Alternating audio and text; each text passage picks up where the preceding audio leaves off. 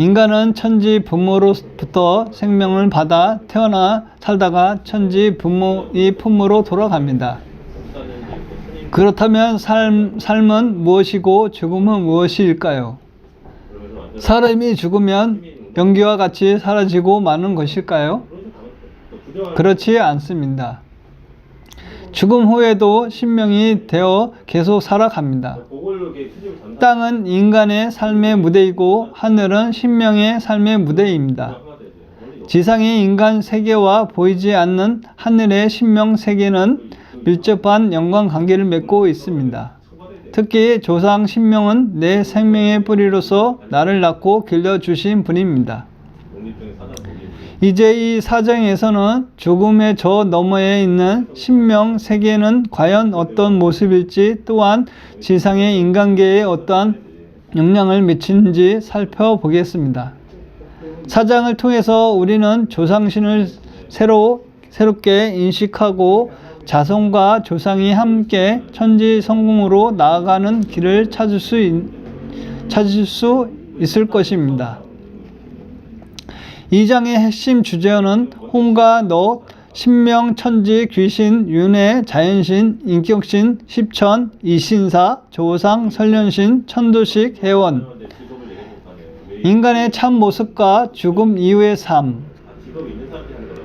죽음이란 2009년 초여름 노무현 전 대통령의 갑작스런 죽음은 대한민국 국민들에게 엄청난 충격을 안겨주었습니다. 사랑하는 사람의 죽음은 그 원인이 어디에 있든지 간에 남은 가족들에게 많은 아쉬움과 슬픔을 남깁니다. 죽음, 그것은 과연 무엇일까요? 죽음이란 지상에서 삶을 마감하는 인생에서 단 한 번뿐인 사건으로 생명 활동이 정지되어 다시 원상태로 돌아오지 못하는 생의 종말을 뜻합니다. 그런데 상님께서는 사람이 죽는다고 아주 죽는 것이 아니라고 하셨습니다. 죽음은 육신이라는 껍데기를 벗는 것일 뿐이라는 말입니다. 죽으면 아주 죽느냐? 매미가 허물 뽑듯이 옷 벗어 놓는 이치니라.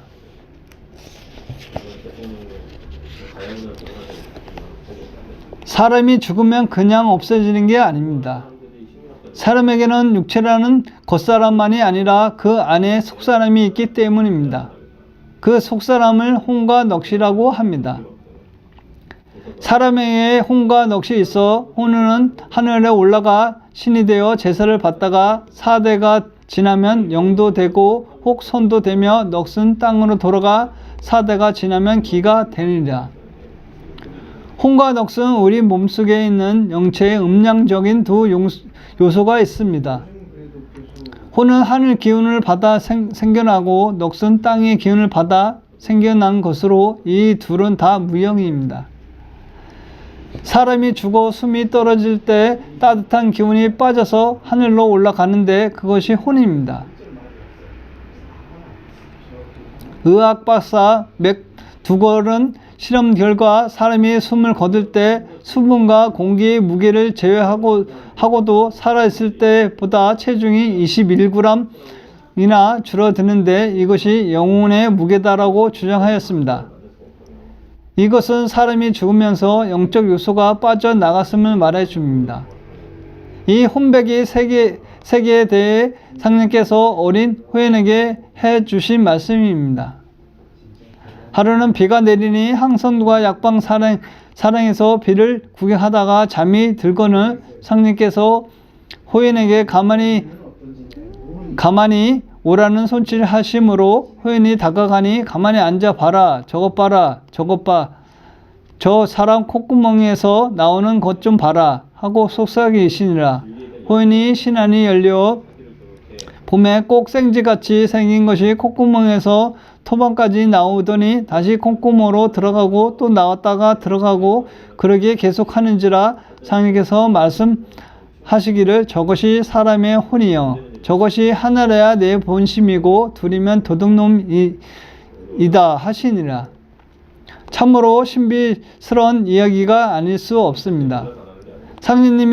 사람이 죽으면 하늘 기운을 받아서 생겨난 혼은 몸을 떠서 하늘로 돌아가고 땅 기운으로 생겨난 넋은 땅으로 돌아갑니다.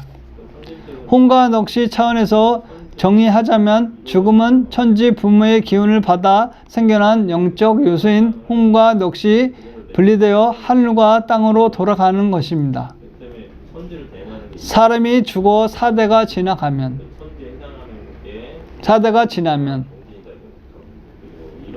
사람에게는 혼백이 있고 죽음 후에는 그 혼백이 하늘과 땅으로 돌아간다.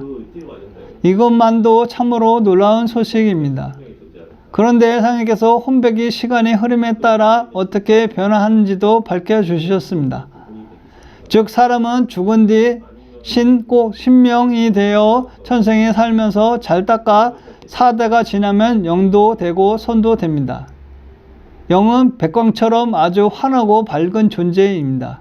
보통 1대를 30년으로 잡음으로 4대는 약 120년입니다. 신명으로 살면서 100년이 넘도록 도를 잘 닦으면 태양빛과 같이 눈부신 영이 된다는 말씀입니다. 영은 일반 신명보다 훨씬 더 영적 진보가 이루어진 존재입니다. 그러면 선은 영과 어떻게 다를까요? 그것은 가끔 경계이지만 차이가 있습니다. 선은 도를 닦아 영적 수준만 높다고 해서 되는 것이 아닙니다. 선이 되려면 세상에 공덕을 많이 베풀어야 합니다. 선은 영원한 불멸하는 인격적 영신입니다. 선은 사람 모습으로 태어나기도 하고 영으로 나타나기도 합니다. 땅속으로도 가고 물속으로도 들어가기도 하고 자유자재로 생각대로 움직입니다.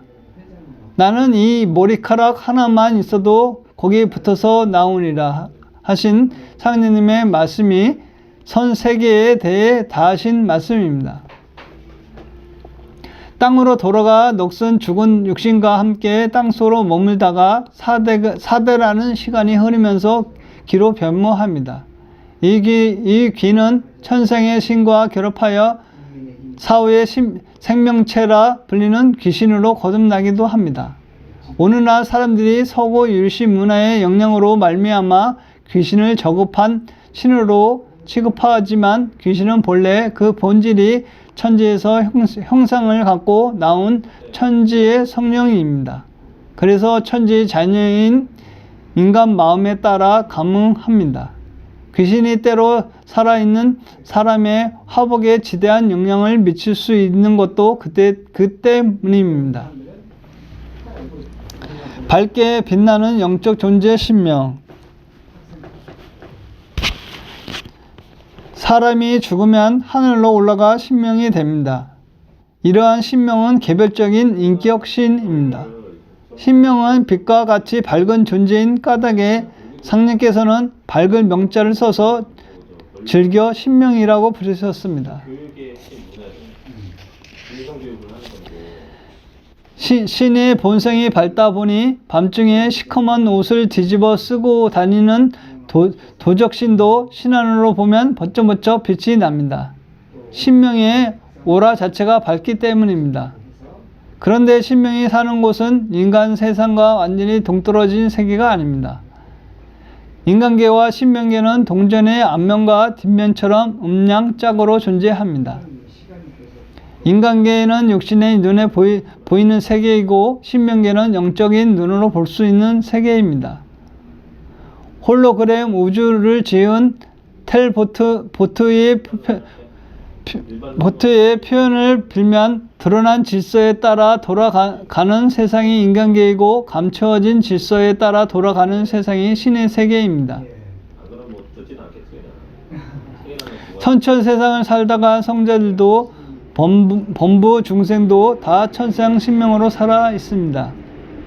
상제님은 성자가 됐든 학자가 됐든 범부가 됐든 누구 신명이다, 아무개 신명이다 하여 그 이름이나 관직에 신명이라는 두 글자를 붙여 부르셨습니다.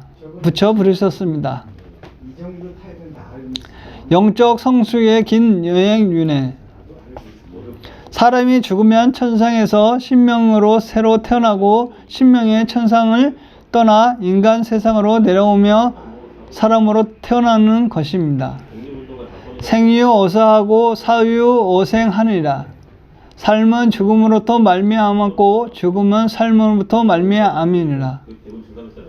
생장 염장이라는 우주 변화의 법칙에 따라 우주의 봄철이 되면 천지 부모가 인간을 낳습니다. 이때 처음 태어난 인간은 죽어서 신명으로 올라갔다가 다시 인간으로 태어나기를 반복합니다. 천상과 지상을 오가면서 윤회를 거듭하는 것입니다. 그럼 인간 윤회를 영원히 계속하는 것일까요? 어떤 사람들은 인간이 업을 닦지 못하면 영원히 윤회한다고 가르치기도 합니다. 그러나 그것은 잘못된 생각입니다.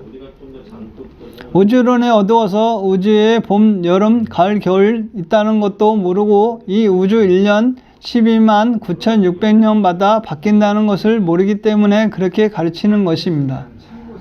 우주 1년 변화로 볼 때 윤회는 영원히 계속되는 것이 아닙니다. 윤회는 가을철을 인간 성숙하여 열매 맺는 수렴을 하기 때문입니다. 따라서 여기서 말씀하시는 인간의 윤회란 봄, 여름철 동안 천상과 지상을 오가면서 거치는 영적 진화와 성숙의 과정인 것입니다.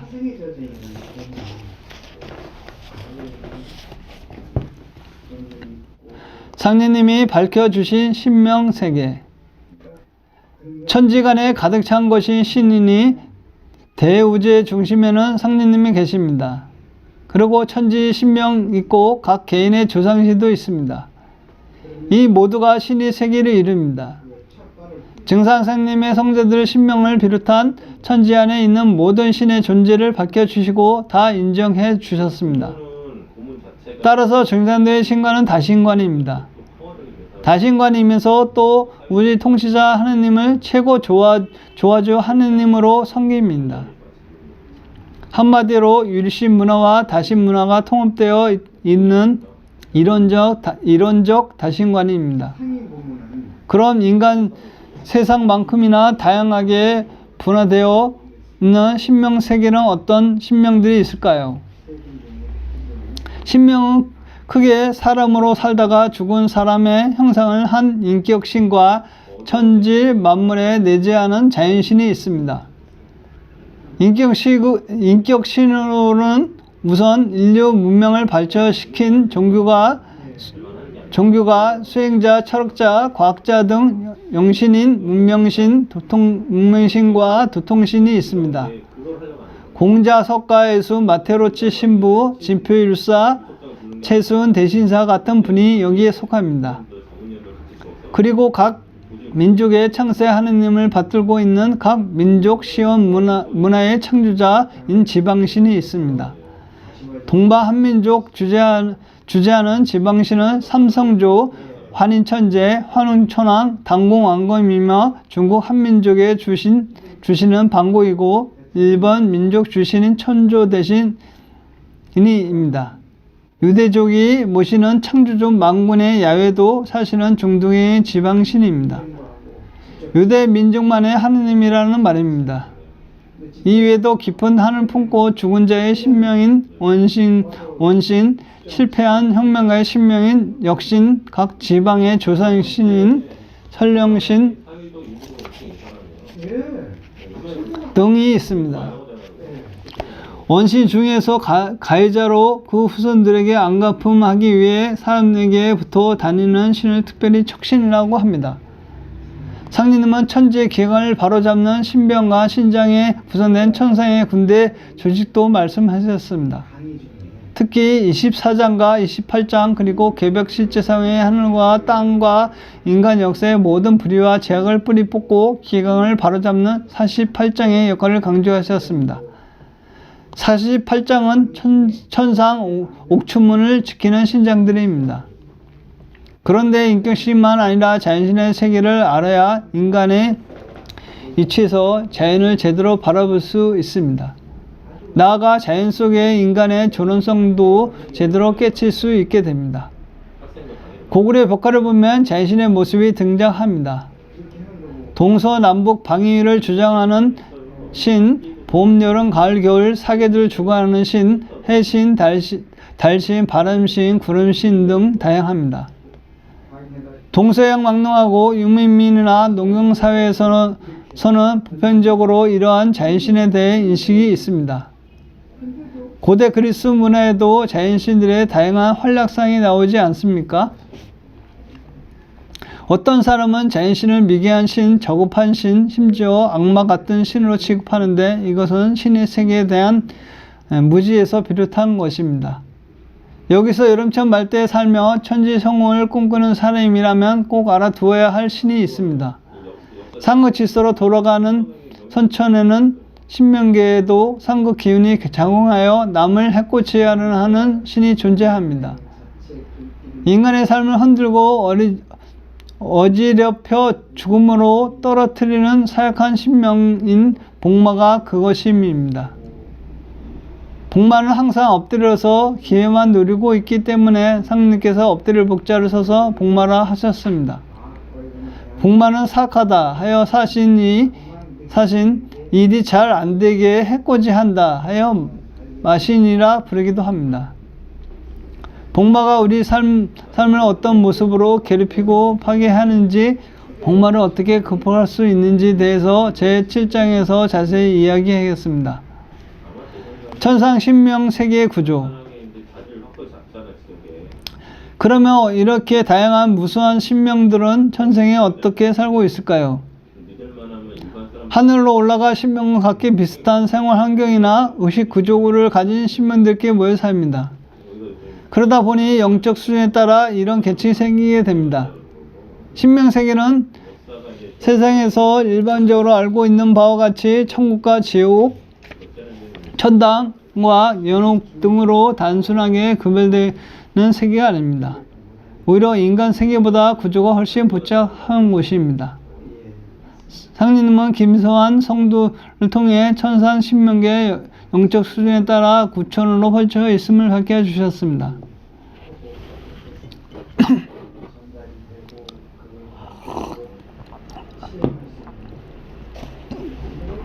소원이 하늘 위에 무엇이 있는지 그것만 알면 죽어도 소원이 없겠습니다. 하니 상님께서 하늘이 있느니라 하시니라. 소원이 다시 여쭙기를 하늘 위에 또 하늘이 있습니까? 하고 말씀을 하시기를 있느니라 하시며 또 여쭙기를 하늘 위에 또 하늘이 있습니까?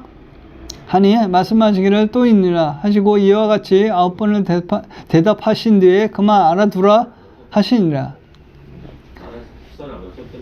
구천으로 벌어진 신명세계는 저층으로 내려갈수록 의식 수준이 더 낮고 이기적이며 자기중심적인 신명들이 모여 삽니다. 반대로 상층으로 올라갈수록 영적인 경계가 우주적 차원으로 더욱 확대되어 천지와 더불어 함께 성지들이 살고 있습니다. 1천과 2천은 지옥, 연옥이 세계이고 3천은 아스트랄 세계, 4천은 순미 세계입니다. 심력, 종족, 집단, 유교, 불교, 기독교 같은 종족 문화권은 6천과 7천 제에 자리 잡고 있습니다. 그리고 이 우주의 최고 주자이신 증산상님은 선천시대 동안 9천에 있는 옥경에 계십니다.